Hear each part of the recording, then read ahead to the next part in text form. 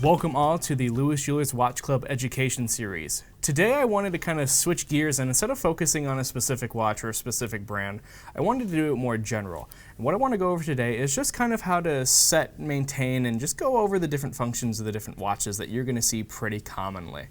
So for now, we're going to start with a simple, just three-hand movement, no date. It's a simple diver. So when you go to set it, when you go to set any watch, you want to make sure that it does not have a screw down crown. So before you just start yanking on everything, just give it a twist, and if you can feel it start to unthread, if you can see that crown becoming loose, just keep going and you can actually feel the tension release once it's fully screwed out. At this point, you have one click, which is going to move what I call either the jumping or the hacking hour, which is great for travel. So if you need to move it a couple time zones back, you can move just the hour hand. But as for time, you have your first click for your jumping hour hand, your second click moves everything. So set it to whatever time you need.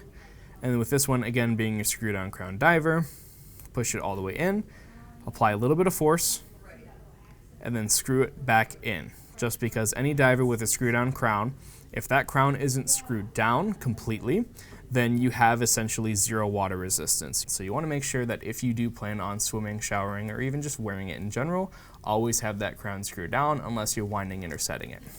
The next watch is also very simple. I've got a Tag Heuer Aqua Racer. It is their GMT, but it is also a diver. So same deal. It does have a screw down crown. This one also has a date. So again, you want to watch out for that screw down crown. So simply unscrew it. And again, you'll feel that tension release once you got it unscrewed. Now with this one, you pull it out one click, and that's either going to move your GMT hand, or you can rotate it the other way, and it will move your date wheel. So with this particular GMT, some of them are a little bit different. What you're going to want to start off with doing is setting the time first. So whatever time you want it to be, you set your local time zone using the three hands first. Then at that point, you'll push it back in, you'll pull it out, and you'll move just the GMT hand to set it using your 24-hour bezel that you see here. So say you want it to be 5 p.m., you move it to where 17 would be, and that's going to be 5:12 p.m. in whatever time zone that you're going for. And then you still have your local time zone as well as your date. And again, just like any other diver, make sure you push the crown in, screw it down, just so you're back to full water resistance. I also have a Breitling Pistachio. So what's interesting about this one is it's not an automatic. It is a manual wound movement, so it is not charged by the movement of your wrist. So it's very important that every day you just show the watch a little bit of love. Now this one's easy. All you'll do is you wind it through the crown. Now what's great is I already had this one pre-wound. So with manuals, you could overwind it. So you had to be very careful about when you were stopping that winding process.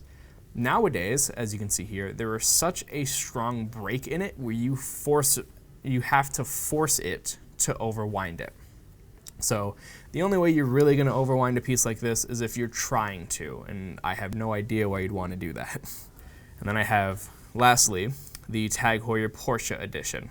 Now setting this watch is as simple as setting any of the other watches that we had here. You pull it out one click, you can adjust your date, you pull it out at the second click, and you can adjust your time. This one is not a diver, it does not have a screw down crown, so just push it all the way in, and you're done. Now this is where I want to go over the chronograph. So traditionally, you'll have your top button and your bottom button. Your top button is going to start everything, and it's also going to stop everything.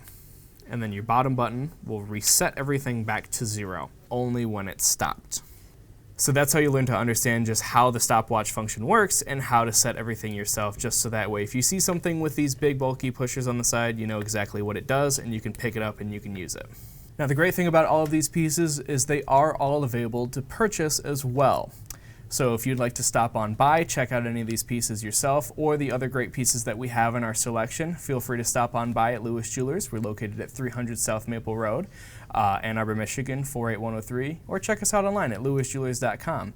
And thanks you so much for watching. If you want to go ahead, follow us on Instagram at Lewis Watch Club. I try to post just different cool pieces here and there. I always highlight one watch every week, and just different things kind of getting you guys involved with what we do here at the store. So definitely go and give that a follow.